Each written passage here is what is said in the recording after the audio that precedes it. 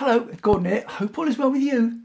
This Facebook Live I called The Best Sunday Sport was on Saturday, because yesterday, Sunday, was a huge day of sport. I mean, the weekends are always packed full of sport because that's the time when most people get to watch them. That's when most of the big sport is on, clearly, at the weekends. And yesterday was packed full of sport here in Britain. Big sport. And I was watching it all day. But I want to talk about a sport that I watched on Saturday. So let's get the Sunday stuff out of the way, because it was the final of the World Cup cricket. England played New Zealand, 50 overs each, and it lasts all day. So that's 8 hours of live sport on the television that was there to be seen. And it was also the British Grand Prix, a big event in the sporting calendar here in Britain. And it was also the men's single final at Wimbledon, another big event here on the British sporting calendar. So I was watching the cricket all day because it's been a long time since I've watched a game of one-day cricket, because it's not easy to find on free-to-air television now. It's normally on paid television. So I decided to watch that. I was also watching, at the same time, the British Grand Prix. Yawn, because Formula One has been boring for many years and I don't normally watch it. But the British Grand Prix was on, again, that was on free-to-air television, so I decided to watch that at the same time. And then there's also the men's singles final, which can be a bit yawn because it goes on for a long time. But this one was a bit of a classic because it had Roger Federer and Novak Djokovic. It went to a tight 5-set, and it was the first time that they had a tie-break in the last set, which they've never had before, and that tie-break went on. That was a good game, so it was good. But I'm talking about what I watched on Saturday, which was the women's final at Wimbledon. Simona Halep from Romania playing Serena Williams from the US. 7 times Serena has won Wimbledon, and she's going for her 24th. She's trying to win her record equaling 24th major. 24? Unbelievable. I don't like Serena Williams. I've spoken about it before. You can't argue with what she's done in the game, but I don't like her personality-wise. I don't like her sportsmanship. I don't like the way she can talk when she loses. I just don't like her. So I don't normally watch her. But I wanted to see Simona Halep in the final. And as it happened, it was a spectacular final. Because all of the pundits, or pretty much 90% plus, wrote off Simona Halep. So did the bookmakers. They said Serena Williams is just going to power her way to another victory, and it's going to be all over pretty quickly. In fact, it was all over pretty quickly. It was all over in under an hour, which is quick for even for a women's final. But Serena didn't win. She was absolutely battered by Simona Halep, who just played her off the court. It's not as though Serena Williams played particularly badly either. It's just that the shots that Simona Halep was making were top draw, world class, deserved to win Wimbledon type shots. And it's an interesting story of hers, you know. That's what drew me in this weekend amongst all the sport that I watched. So I'm going to talk a little bit about that. She's 27, Simona Halep, so she's not new on the block. She's not a child prodigy, although she did win the French Junior Open. So she's been playing a long time. She's already won a major. Wimbledon wasn't her first. She's won the French Open as a senior player as well. And she's been number 1 in the world. She's been number 1 in the world on 2 separate occasions. And in fact, the last time she was number 1 in the world, she held that position for nearly a year. So she's not unknown, is she?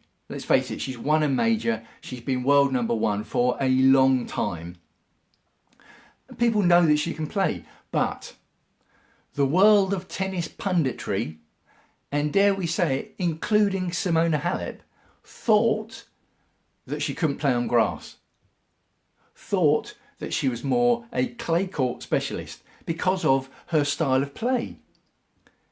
Because the style of play on clay is that you can hare around back and forth across the back line, using the fact that you can slide on clay to employ real athleticism to play your game that way. Whereas on grass, because the way the ball bounces and the way you move on the court, you can't do that as well on grass. So it was always thought, no, she's not a grass player. She's not going to win Wimbledon. And also on court, despite being a Grand Slam winner and despite being #1 in the world for a long period of time, she was thought to be a bit susceptible to getting frustrated on court. So she would show her frustrated emotions on court, and when that happened, her game went off the boil, a bit like Andy Murray's used to. And what Andy Murray did to get past that was employed a coach who managed to stop Andy Murray getting emotional and frustrated on court, and it improved his game. So Simona Halep did the same. She employed a coach and a sporting psychologist to manage those emotions of frustration on court, and instead of letting it pull her game down, she managed to channel it. So we're talking about channeling and focus. Oh, by the way, lots of hard work. Clearly, I've spoken about hard work and taking action many, many times. And in Simona Halep's case, she's now 27 and she's been playing since she was a junior.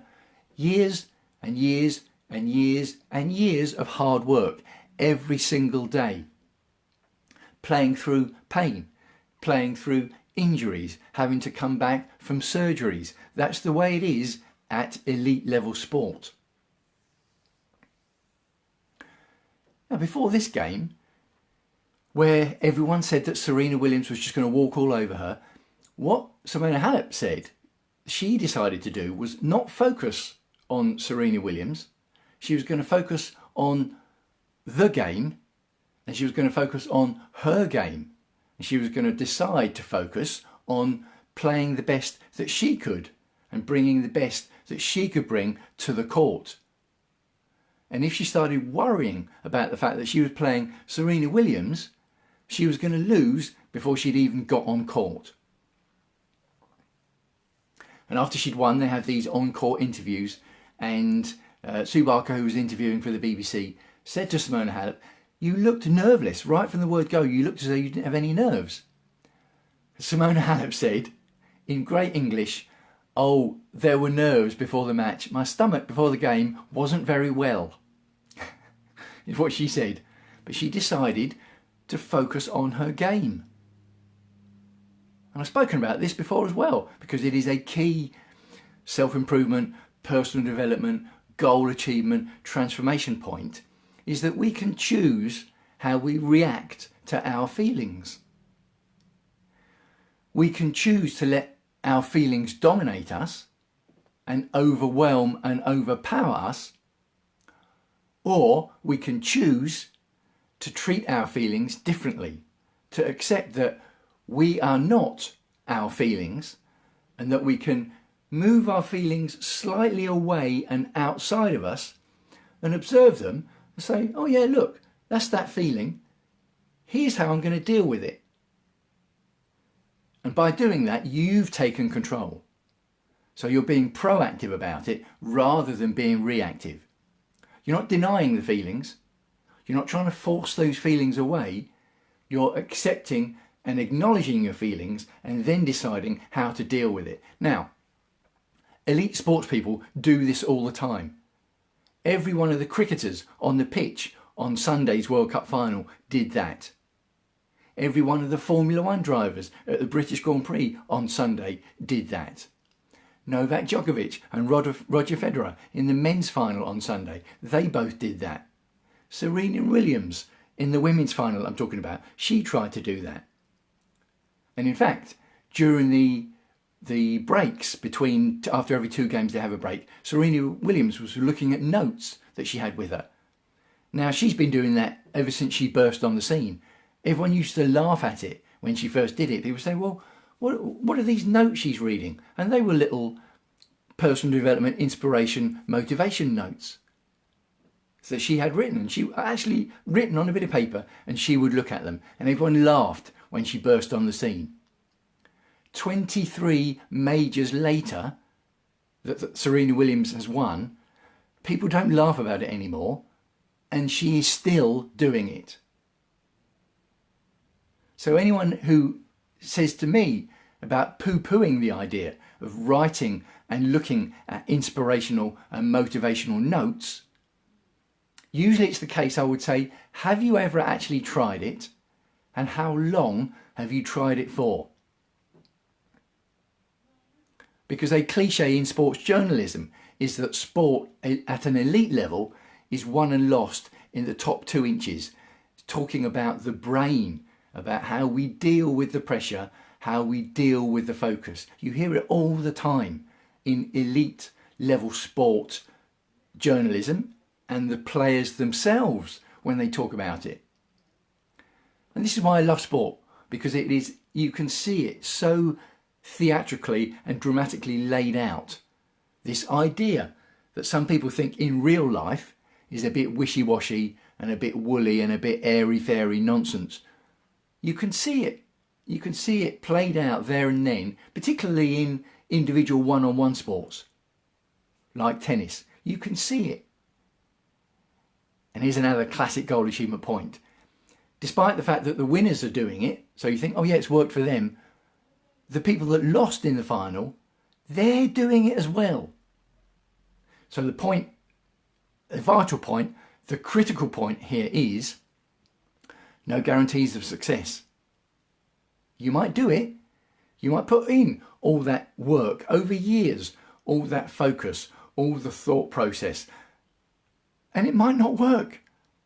In sport, you might never win a major. But here's the thing. The people that do win the majors and the people that will win the majors, they've done it. They've all done it. Any one of those that tells you that they haven't, I don't think I believe it, to be honest. Because all the winners have done it.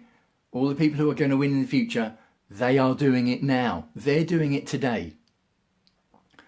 So what I would say is, maybe we should be doing it in our normal lives, in the 5 key areas of life for us: health, wealth, career, relationships and lifestyle. Maybe we should be doing that. Maybe we should be proactive about our thoughts and our feelings. Maybe we should bring intention about the choice we make, about how we're going to deal with our feelings and which thoughts we're going to focus on. We can choose to do that. All of us can choose to do that. I can choose to do that. You can choose to do that in any of the key life areas.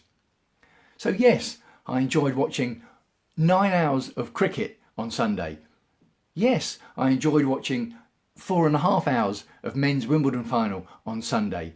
Yes, I enjoyed watching 2 hours of the British Formula 1 Grand Prix on Sunday, although that was a bit boring. But I wanted to talk about the 1 hour, the 56 minutes worth of the women's single final at Wimbledon. Well done to Simona Halep, who, by the way, is also massively popular in the world of tennis. She's regularly been voted the WTA most popular player. And the media love her. So to get to the top, you don't have to be an a-hole, do you? You can get to the top by being nice and popular and liked by other people. Oh yes, you certainly can. So anyway, let me know what you think. Do you watch sport? Do you love seeing these transformational self-improvement goal achievement points played out in sport? Or what do you think of my message about what I'm drawing from what I've seen from Simona Halep? And how could you apply it to the 5 key areas of life? So let me know what you think. I love your feedback. Leave your comment below wherever you happen to be seeing this video. Signing off for now and wishing you, as ever, health and happiness. I'll speak to you again soon.